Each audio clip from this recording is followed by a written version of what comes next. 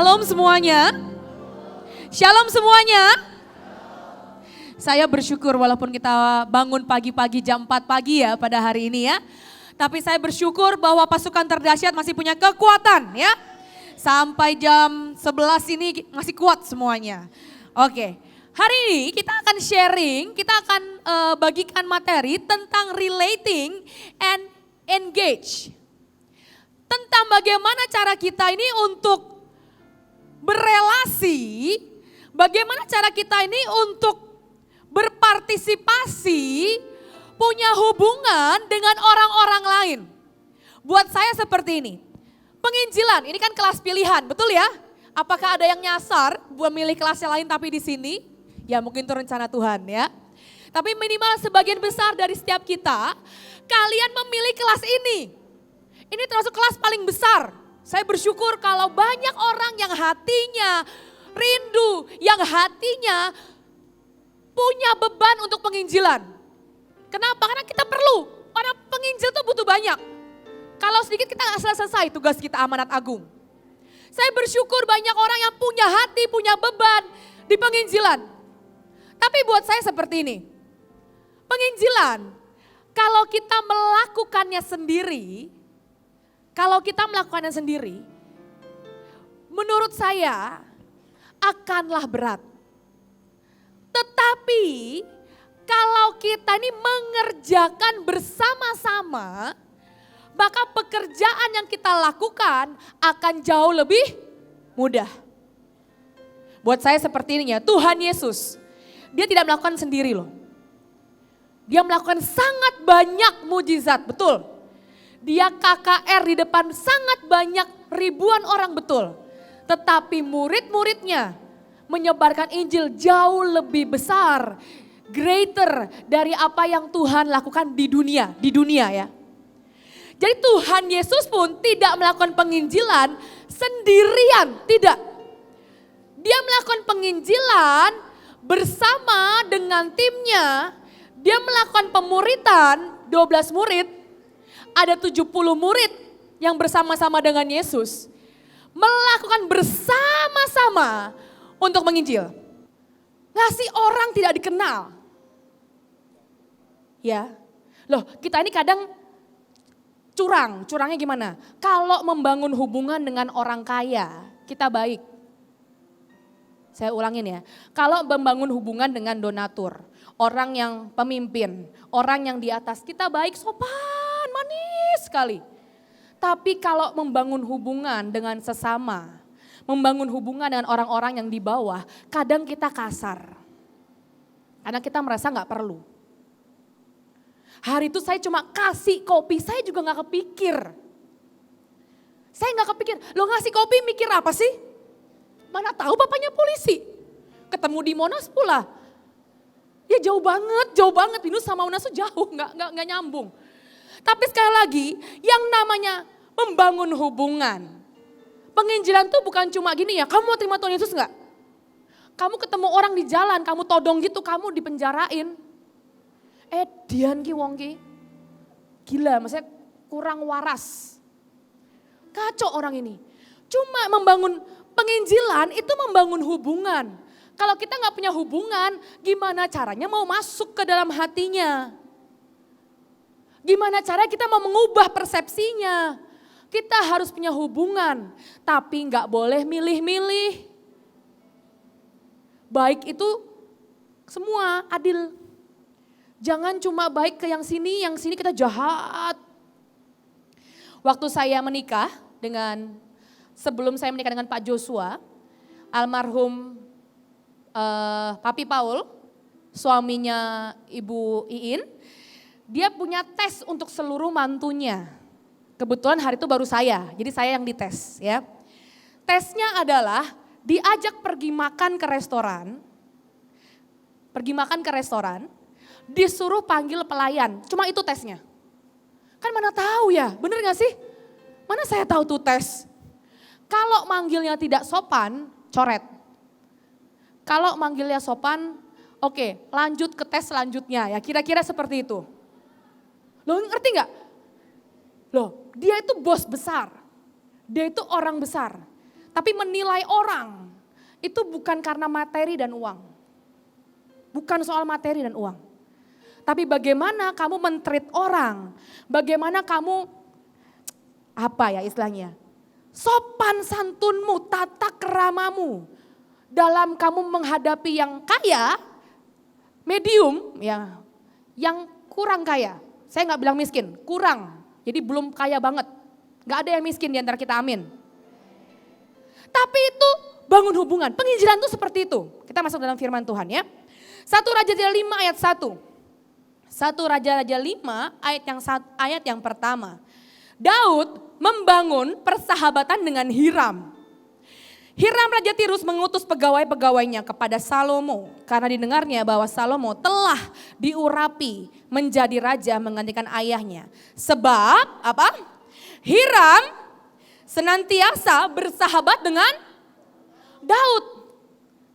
Persahabatan kita, relasi yang kita punya, kita nggak tahu di depan bisa menolong kita atau enggak. Jadi kalau buat saya gini, taburlah kebaikan ke sebanyak orang, sebanyak mungkin orang. Kalau kata ibu mertua saya, yang katanya lebih mirip sama saya dibanding anaknya, amin. Ibu mertua saya bilang ini, kalau sama Tuhan jangan pelit. Kalau ada kesempatan memberkati orang yang paling hina, jangan pelit, dia bilang. Berkati, tolong, jangan pelit. Hutangi Tuhan, jangan pelit. Buat saya bersahabatlah ya, bangunlah ke persahabatan, relasi. Daud juga membangun relasi dengan Hiram. Selanjutnya, di masa Salomo, Hiramlah yang membantu Salomo mendatangkan kayu-kayu. Ya, jadi di Alkitab pun ada yang namanya dia membangun hubungan untuk apa? Untuk mereka ke depannya melakukan sesuatu yang jauh lebih besar. Saya ingat ya, waktu saya ini dapat visi dari Tuhan untuk pergi ke bangsa Burundi. Burundi itu apa? Burundi itu di daerah Afrika, negara termiskin di dunia, termiskin. Jadi maaf kata di negara tersebut kalau ada orang busung lapar, kurang gizi dan dia ini meninggal, ini sungguhan. Busung lapar dan meninggal di dalam kelas di dalam sekolah, ditaruh di pojok sekolahnya, ditutupin sama seperti kayak jerami, udah seperti itu. Itu ditumpuk-tumpuk, mengerikan banget. Ini real. Kalau ada yang berantem pukul-pukulan dan yang satu pulang duluan ke surga, di tengah jalan ditutupin jerami, udah seperti itu, mengerikan. Air bersih kurang, air bersih itu cuma ada satu tempat. Sumber air mereka cuma ada satu danau dan danaunya pun kotor sekali dan tempat di mana mayat-mayat itu dibuang. Jadi mengerikan. Singkat cerita hari itu kita mau pergi ke sana, percayalah tidak murah, ke luar negeri itu tidak murah. Tidak murah kalau bayar sendiri ya, kalau dibayarin Tuhan jadi murah. Tidak murah, singkatnya memang gini, kita nih gimana ya caranya ya agar kita bisa pergi dan menyelesaikan visi. Cuma kita nih gak boleh ngemis. Kadang anak Tuhan itu kalau Tuhan berikan visi kita mengemis. Akhirnya singkat cerita saya bilang gini, kita ikut lomba, saya bilang gitu. Kita ikut lomba apa? Family 100, tahu Bapak Ibu Family 100? Itu malu-maluin banget, sungguh percayalah. Waktu suami saya dengan saya, dia bilang ini, Kes kita ikut lomba yuk. Gawe opo, saya bilang gitu. Buat apa? Kita jualan aja lah, apalah cari pekerjaan lain, jangan lomba. Itu yang nonton se-Indonesia loh, malu banget loh. Itu tebak-tebakan, saudara tahu ya, Family 100 tahu ya? Nggak cuma zaman saya, masih ada toh, masih ada kan ya Family 100 ya. Survei membuktikan, ya itu tahu ya Family 100. Saya ikut lomba, harus joget saudara. Harus pakai baju ngejreng, pink, kuning, hijau, semua mengerikan. Awalnya mau pakai baju merah biar kayak tema kita red kan. Nggak boleh, bajunya harus ngejreng, kuning, waduh ngeri banget lah. Suruh joget dangdut saudara, kau bayangin nggak? Menantu buin joget dangdut di TV, ampun. Ini hamba Tuhan. Malu, sungguhan loh. Coba kan pendetamu berwibawa. Ke familinya, ayo joget dangdut, joget gitu. Wah ampun, kalau nggak kurang joget dikasih kertas. Jogetnya lebih hot gitu, dikasih kertas yang gede. Ulang, ini kayak gimana sih nih? Akhirnya kita tandinglah kita, demi apa? Kita bilang ini, pokoknya kita mau kalau Tuhan bukakan jalan, tiba-tiba ada yang ngundang kita, ada yang ngasih kesempatan audisi udah semoga sejelek mungkin, menang. Ya aku juga bingung kok audisi menang ya. Yang lain tuh jogetnya lebih asik gitu loh, menurut saya, tapi mungkin mukanya lebih cantik saya mungkin. Jadi saya, oh iya bener loh kan itu penting kan. Keisha soalnya ya, balik pada firman Tuhan. Singkat cerita kepilihlah kita. Jogetlah kita, lombalah kita. Round pertama, setengah round, itu kan 1 jam. Setengah jam pertama kalah terus. Gak tahu lah kita jawabannya mungkin tegang. Mungkin yang kita tahu Alkitab gitu ya di kepala ya. Ditanyain apa, coba apa yang kamu, benda apa yang kamu suka liatin di rumah, apa? Alkitab, HP, apa sih? Ternyata jawaban pertamanya akuarium. Orang gak punya akuarium di rumah. Saya juga gak pernah liatin akuarium gitu, gak pernah loh. Apa sih ini pertanyaan? Jadi pertanyaan sepanjang perjalanan 30 menit. Strik kalah, udah malu, suruh joget. Kayaknya bodoh banget gitu ya. Jawabannya salah terus, kalah sama tim sebelah. Asik gitu kan yang sebelah menang. Singkat cerita di tengah-tengah ditanyain lah, kalian tuh maaf kata nih ya, kan pengusaha nih kelihatan dari muka-mukanya, iya dokter gitu kan ya, sisir-sisiran. Bener hamba Tuhan nih, speaker ya, bukan speaker ini ya, pembicara maksudnya. Pembicara, kalian ngapain sih kesini? Mulailah kita sharing, kita bilang ini, Pak kita ini bukan kurang uang, tapi kita nih kalau ada kesempatan kita mau pergi ke Burundi, kesaksianlah kita. Lalu sungguhan MC-nya hari itu Irfan Hakim ya. Kesaksianlah kita ini mau ke Burundi, mau buat sumur lah, mau buat segala kesaksian, segala jurus kita keluarkan kan ya. Senggol, ayo pak. Ya dong kan suami yang ngomong, ayo pak, ngomongnya lebih mendalam saya bilang gitu. Nggak sungguhan, senggol, jangan berhenti, lanjut lagi, ngomong lagi. Oh kalau bisa ngomong sejam saya bilang gitu. Ngomonglah dia, wah dengan semuanya ya, dengan kegantengannya, dengan urapan, dengan semuanya dikeluarin lah ya, semua jurus keluarkan, saya bilang gitu. Lo bangun hubungan itu perlu. Itu kan hubungan, bener gak sih? Kalau dia gak kenal kita, dia gak tahu kenapa kita datang. Itu berbeda loh. Kamu punya hubungan itu berbeda. Kamu minta tolong sama siapa ya, contoh siapapun lah orang di depan sini, kamu gak kenal. Siapa sih nyuruh-nyuruh. Kalau kamu kenal, pasti ditolongin. Apa yang gak punya hubungan, punya tabungan emosi, pasti ditolongin. Akhirnya singkat cerita, mainlah kita ronde kedua ya kan. Tetap sama lah, skornya jauh banget, ketinggalan jauh udah kayak gak ada harapan lah, kemenangan tuh gak ada harapan. Saudara tahu, apapun yang kita jawab, bener, saya bingung, ini kok round kedua mudah ini, kayak jadi pintar otak kita. Loh saya jawab ngasal kancing gitu, apalah pokoknya pertanyaannya apa, kita bilang olahraga, push up, sabun, ngarang aja udah pokoknya asal sebut yang masih nyambung kira-kira. Poinnya besar, kau bayang gak? Singkat cerita setengah round dari kita kalah skor jauh, kita menang. Bawa pulang 30 juta. 30 juta, sungguhan, 30 juta.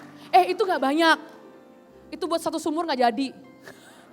Loh daerahnya tuh kering, itu kalau gebor ke bawah nyari air di mana ya air gitu. Kecuali jadi Musa yang ngetok batu gitu ya, bisa juga ya, kenapa gak kepikiran ya. Maksudnya ketok batu aja keluar air beres, gak usah keluar duit ya. Bener, betul. Tapi singkat cerita, karena itu disiarkan ke seluruh Indonesia, banyak orang bahkan dari seberang, banyak orang yang gak kenal kita. Dia bilang nih siapa ya, orang aneh banget mau ke negara mana dia, mau bangun sumur. Orang nabur ke kita, sampai total tuh mungkin total akumulasi bisa sampai sekian ratus juta. nggak korupsi, garis bawah. Buat pelayanan, semua buat Burundi ya Burundi. Ngerti ya? Waktu kamu punya hubungan, kadang kita tuh terlalu acuh sama orang. Bahkan ngucapin happy birthday aja males. Bener gak sih? HBD, Y, GBU, oke. Emot aja yang banyak, stikernya yang banyak gitu kan, stikernya yang banyak. Kadang kita males bangun hubungan dengan orang. Tapi penginjilan, kita gak bisa sendiri. Kita butuh orang lain, kita butuh banyak orang. Kita butuh sesama kita. Entah itu siapa yang mungkin kamu rasa, emang dia bisa nolong saya ya di kemudian hari. Kita gak tahu loh. Kita gak tahu, sungguhan kita gak tahu. Loh, aku beliin kopi ke orang di fotokopian. Ternyata dia nolong saya loh. Kalau gak itu gimana 50 orang? Loh ditangkap, beneran ditangkap itu masuk berita itu saya. 50 orang. Melakukan hal-hal aneh, praktik yang tidak wajar pada seperti biasanya. Loh iya loh, dupa itu kan unik. Kalau kita ngerti, orang luar kan bingung. Iya apa ini? Dupa, saya gede banget, mercon. Saya ditolong sama orang fotokopian depan kampus saya karena saya beliin kopi. Puji Tuhan dia ingat, puji Tuhan.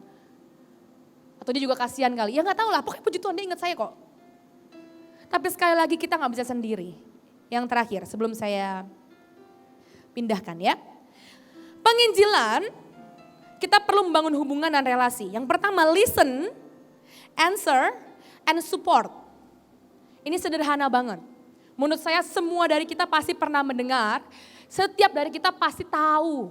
Cuma mungkin enggan untuk melakukan. Ya, mendengarkan, answer, jawab, and support. Ini sederhana banget, sederhana sekali. Kadang orang itu pintu hatinya cuma lewat didengarkan. Kadang waktu kita deketin orang, itu penjajakan ke orang untuk menginjilkan penjajakan kepada manusia toh, bukan ke hewan toh, bener gak sih? Loh bener loh, kepada manusia. Dengarkan, responi, dan berikan support. Ternyata itu cukup. Cuma seringkali kita enggan, bahkan mendengarkan aja kita udah gak mau. Saya gak kuat, saya gak kuat, saya gak kuat, saya gak mau. Saya kayak Bu Ina, saya gak kuat kalau dengar orang curhat lama-lama. Kamu tahu gak? Ini saya ya menantu ya, ini menantu. Saya lihat Bu In setiap hari konseling orang di handphonenya. Setiap hari. Lagi liburan keluarga, lagi di Disneyland, lagi terbang-terbang, konseling orang. Saya juga heran. Lagi naik tren sama cucunya, konseling orang, iya harus mengampuni gitu. Kadang ngebaca ya, bukan niat baca ya, ngerti ya? Nggak sopan lah kita baca-baca HP mertua lagi ya Tuhan. Nggak boleh, buiin pula kan ya Tuhan. Kebaca, nggak sengaja ya namanya juga HP kan gede. Konseling orang tuh setiap hari. Jadi kalau kita bilang, kan Bu Iin kalau dengerin orang curhat nggak tahan, siapa bilang? Ya mungkin dia nggak tahannya Bu Iin sejam loh, sejam dengerin orang loh. Setiap hari jadwalnya full.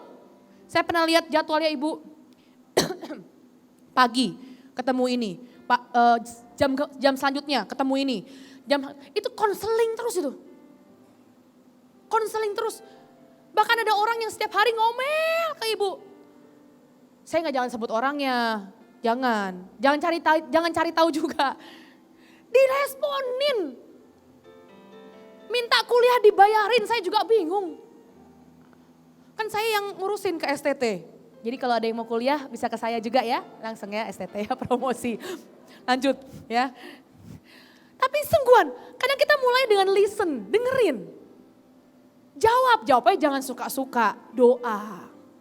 Kalau kita jawab dengan pewahyuan manusia, apa yang kata manusia lakukan?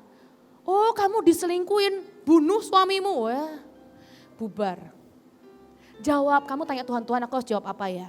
Ampuni, saya pernah ya, hari itu ada orang telepon ke saya. Jadi kita pernah buat penginjilan itu call center tuh orang nelpon, konseling, malam-malam nelpon. Pokoknya aku mau bunuh diri. Telepon baru mulai loh. Baru mulai telepon nih ya. Halo shalom ya gimana. Pokoknya saya mau bunuh diri. Waduh ini gimana sih. Baru juga mulai. Terus saya bilang gini, Tuhan ini jawab apa ya? Ya udah bunuh diri aja gitu. Atau ya kan bener gak sih kan? Jawabannya harus beda-beda ya. Bunuh diri aja, ntar dia bunuh diri, kita yang salah. Jangan ntar dia merasa dikasihani, serba salah lah. Makanya harus berdoa. Terus Tuhan bilang ini, bilang aja ya udah loncat aja. Tuhan bilang gitu. Ini kok agak salah ini suaranya nih, saya bilang. Tapi saya ingat hari itu saya dengan khotbah Pak Yusak. Pak Yusak melakukan yang sama. Ya udah kalau memang mau ya waktunya, kamu sudah waktunya ya lompat aja gitu. Ya jangan ditiru. Berdoa. Ini sesat. Nanti kan sesat lagi nih kan. Nih saya ulangin ya. Bukan begitu. Berdoa. Tanya Tuhan dulu. Kalau konseling orang tuh tanya Tuhan dulu berdoa. Kebetulan dengernya gitu. Jangan ditiru ya. Kalau lompat beneran kalian yang pusing. Ya udah loncat aja. Kok kamu gak tahan-tahan aku? Katanya gitu kan, dia telepon. Terus kamu bilang, kamu mau ditahannya kayak gimana? Saya bilang gitu kan, saya juga bingung. Kamu mau ditahannya gimana? Ya apa gitu, jangan, dia bilang gitu. Ya udah saya tahan ya, jangan. Kok kayak gitu sih kamu ngomongnya? Gak kayak hamba Tuhan. Ya, terus mau gimana? Saya bilang gitu. Terus kamu maunya apa? Kamu mau loncat? Ayo loncatlah, saya bilang gitu. Saya bilang jangan. Ya udah saya jangan. Ya udahlah, memang kita harus cari Tuhan bukan cari manusia. Ditutup teleponnya. Memang saya ini aneh bener nih. Memang manusia itu mengecewakan, memang Tuhan yang emang bener sih Bu, betul Bu, saya bilang gitu. Puji Tuhan gak jadi loncat. Dia bilang terima kasih ya, untung kamu jawabnya gitu, jadi saya doa cari Tuhan. Ya bagus juga puji Tuhan, saya bilang. Tapi jangan dituruh, ingat jawabnya itu jangan menurut kebiasaan. Jangan apa yang kita tahu, doa. Oke, lanjut. Bangunlah orang ya, mendengarkan, menjawab. Yang terakhir adalah support. Membangun orang lain. Kalau kita ini bisa membangun dengan cara apa? Kadang hal yang sederhana kok. Kadang kamu bantu secara uang, itu bantu loh. Itu bantu. Kamu bantu untuk mendengarkan. Kamu menemani, itu membantu. Kamu bantu dengan apa? Bantuin, bukain jalan. Ada orang yang pasif dan dia gak menemukan jalan. Tembok semua hidupnya itu, mungkin tembok semua. Kalau kamu punya jalan, mungkin kita orang-orang yang bisa menerobos, bantuin, kasih jalan. Orang yang gak punya arah, kasihin arah. Kalau dia melakukan, kalau dia gak mau dengerin kita, ya udah bagian kita udah selesai. Kadang kita tuh naif. Kenapa? Kita mau lihat hasil. Kalau kita tolong, kita kasih tahu, kita nasihati, kita doakan, kita pengen lihat dia berubah, ya harusnya gitu normal. Tapi jangan lihat hasil. Hasil itu punya Tuhan. Kalau kita berhasil terus, kita sombong. Apa bedanya sama sebelah sana ya? Siapa coba sebelah sana? Ngantuk makanya harus kasih pertanyaan yang banyak biar bangun. Sebelah sana ya, malaikat yang sebelah sana gitu. Apa bedanya? Jadi kadang Tuhan biarkan kita gak melihat hasilnya agar apa? Kita jadi penginjil yang gak sotoy. Kita jadi penginjil yang sombong. Karena hasil itu milik Tuhan. Sebelum saya oper ke saudara saya tercinta, om saya tercinta.